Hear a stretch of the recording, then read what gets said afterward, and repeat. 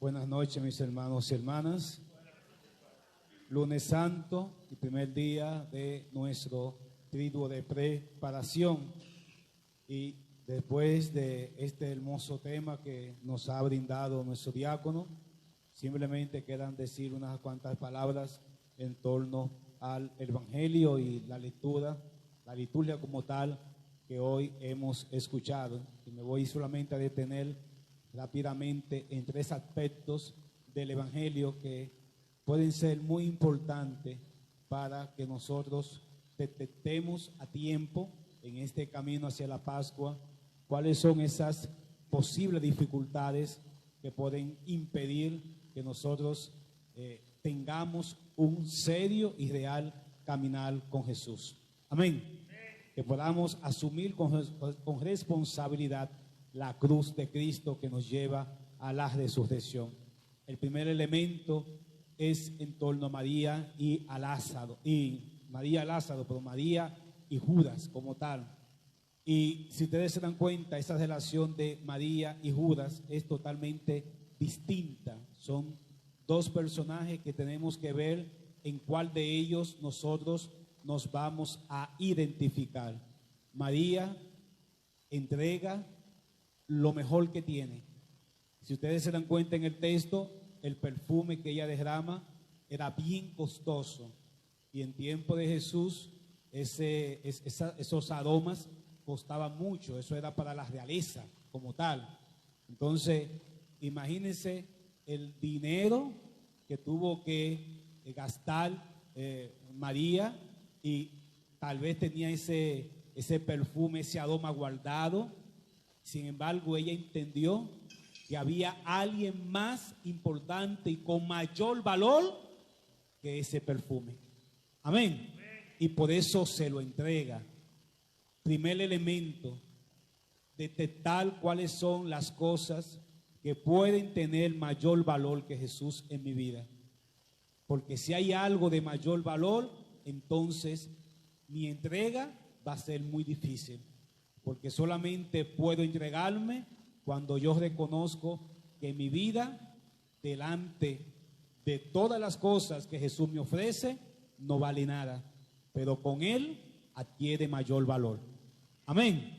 Y fue lo que descubrió María. María se dio cuenta que todo lo que tenía era insignificante en relación a lo que era Jesús y a lo que Él en ese momento representaba. Y por eso se despoja de todo, incluyendo de este valioso frasco de aroma, de perfume. Pero del otro lado tenemos a Judas, que no se da cuenta que hay algo más importante. Él lo que está mirando es lo que cuesta el perfume. ¿Por qué no se vendió? Fíjense, y la astucia de Judas muchas veces es la misma astucia nuestra, que tenemos un dilema, tenemos un pensamiento que es totalmente hipócrita. ¿Por qué no se guardó y se vendió para dárselo a los pobres? El mismo texto dice mentira. Los pobres no le importaban para nada. Él llevaba la bolsa y se iba robando el dinero cada rato. Y precisamente el texto no nos vamos a detener en esos aspectos, en esos detalles, sino sencillamente en el elemento de que para Judas lo material era más importante que Jesús. Amén. Porque él, si Jesús hubiese valido en su corazón el valor que debe tener, él se hubiese alegrado junto con María y hubiese sencillamente dicho: qué bien hiciste dándole ese perfume al maestro. Pero como Jesús no ha alcanzado el valor máximo en Judas, hay muchas otras cosas que valen mucho más que él. Entonces, ¿cuál va a ser el problema? A diferencia de María, si hay cosas que son mucho más valiosas que Jesús en tu vida, tú no vas a valorar a Jesús, sino que vas a valorar esas cosas porque te estás beneficiando de ella. Y no voy a entrar en ese tema, porque es un tema muy espinoso, como dice un profesor mío, es un tema bien delicado, pero en otro momento sí lo podemos tratar. pero a veces nosotros estamos en los lugares porque tenemos algo que nos aprovecha. Y eso incluye a la iglesia. A veces estamos metidos en comisiones, tanto a nivel de la iglesia como también a nivel de la junta de vecinos, en las comunidades, en los grupos, en los clubes. Y a veces no estamos ahí porque queremos ayudar. Estamos ahí porque sabemos que estamos y podemos recibir un beneficio. Por lo tanto, hasta este momento, Judas está caminando con Jesús no porque le importe a Jesús, sino porque de él está beneficiándose mucho. Así que mucho cuidado con cuál es la actitud que nosotros tenemos delante de las cosas materiales, si es la de María o si es la de Judas. Segundo, el tema en torno a Jesús y Lázaro. Siempre son personajes, Jesús y Lázaro. Dice el texto que muchos fueron a la casa de Marta, no tan solo por Jesús.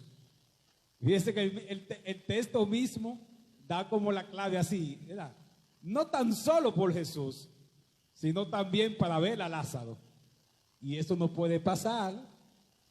Podemos estar en la iglesia no por Jesús, sino por lo que a través de él se hace. Y hay mucha gente que está mirando más al milagro que el que lo hizo. Amén. Y eso es totalmente erróneo, porque si usted contempla al que hizo el milagro, el que hizo el milagro es mucho más grande que el milagro. ¿Verdad que sí? Pero a veces, ¿en qué nos quedamos? Viendo el milagro. Cuando pasa algo en la comunidad o pasa algo por ahí, todo el mundo, se levantó este hombre que estaba paralítico y todo el mundo admirándose y todo el mundo va a ver al paralítico, pero nadie va a ver a Jesús. Y eso pasa todos los días, cada vez que hay un retiro, cada vez que hay un encuentro, cada vez que hay una oración, etcétera. Siempre acontece un milagro de Dios en la vida nuestra y entonces nos asombramos. El caso más típico es cuando aparece algo en el cielo. Todo el mundo le tira fotos y lo publicamos y miren qué cosa más hermosa y miren cómo esto y miramos y hacemos comentarios, pero nadie se acerca a Jesús. Amén. Así mismo pasó con Lázaro. Todo el mundo fue a ver a Lázaro y yo me imagino que mucha gente le pasó por el lado a Jesús y fue derechito donde Lázaro. Lázaro, tú estás vivo. Oye, ¿cómo fue eso, Lázaro? Oye, pues yo te vi cuando te moriste. Y Jesús ahí al lado. Y se fueron de allí y ni siquiera saludaron a Jesús, ni se dieron cuenta que estaba allí. Y eso no puede pasar a muchos de nosotros, que venimos a la iglesia y nos podemos quedar admirados de lo que están haciendo los que trabajan y sirven al maestro y no mirar para nada al maestro, al que hace que las cosas se hagan. Así que mucho cuidado porque estaremos caminando en vacío si esa es la actitud. Hay que mirar siempre a Jesús, no a Lázaro. Lázaro es simplemente manifestación de lo que Dios puede y sigue haciendo. Amén. Y por último, vemos esta actitud de los sumos sacerdotes y todo el aparato gubernamental, religioso, que se siente amenazado por el movimiento de Cristo, el movimiento cristiano, ¿verdad? El movimiento mesiánico, podemos decir. El Mesías que está despertando el corazón de las masas. Y ahora la gente, fruto de todo lo que Jesús está haciendo, la gente se está agrupando en torno a Él. ¿Y cuál es el problema? Que para la gente agruparse en torno a Jesús, tiene que dejar otro sitio. Entonces, si yo tengo ya un grupo establecido que me está beneficiando, y llega otro a quitarme mi gente, ese individuo para mí, ¿qué es? Un enemigo, un obstáculo, un estorbo, porque me está quitando lo que es mío. Entonces, desen cuenta por qué a Jesús ya lo estaban mirando con ojos no de buenos amigos, porque lo que él estaba haciendo estaba apartando a mucha gente del otro camino y lo estaban comenzando a seguir a él. Pues miren, eso mismo pasa en el mundo. Cuando el mundo, con todas sus trampas y sus organismos y toda su vida totalmente errónea, se da cuenta que la gente está siguiendo a Dios, ¿usted cree que el mundo se queda tranquilo? ¿Usted cree que los gobernantes y todos estos grupos contrarios a la fe se van a quedar quietos viendo cómo la gente vuelve a la iglesia, cómo la gente vuelve a Dios? Son los fariseos, son los sumos sacerdotes, son los mismos de aquel tiempo que todavía existen hoy. Y van a comenzar entonces a formular un plan en contra de Dios, en este caso en contra de la iglesia, para hacer caer a la iglesia. Así que tengamos mucho cuidado, porque en estos momentos que estamos predicando y que estamos motivando el corazón de nuestros fieles para que vuelvan a la fe, para que vuelvan al camino de Dios, para que se dejen convertir, para que amen a Dios, cuando el mundo se dé cuenta que la gente, como lo está haciendo, está regresando, eso va a traer consecuencias. Amén.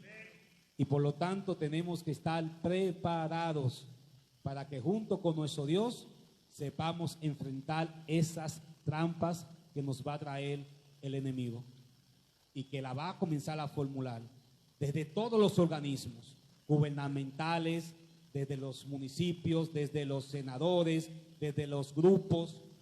Todo el que es contrario y que se vea tentado, todo el que sienta que Dios es una tentación para su estilo de vida, para mantener sus ideas y sus organismos, van a enfrentarnos. Amén. Pero no estamos solos, porque esta lucha no es nuestra, esta lucha es de Él. Y por lo tanto, lo único que nosotros hacemos es que somos soldados y luchamos en contra del que todo lo puede. Así que no tengamos miedo, sigamos hacia adelante, porque el que venció seguirá venciendo en este mundo. Dios le bendiga.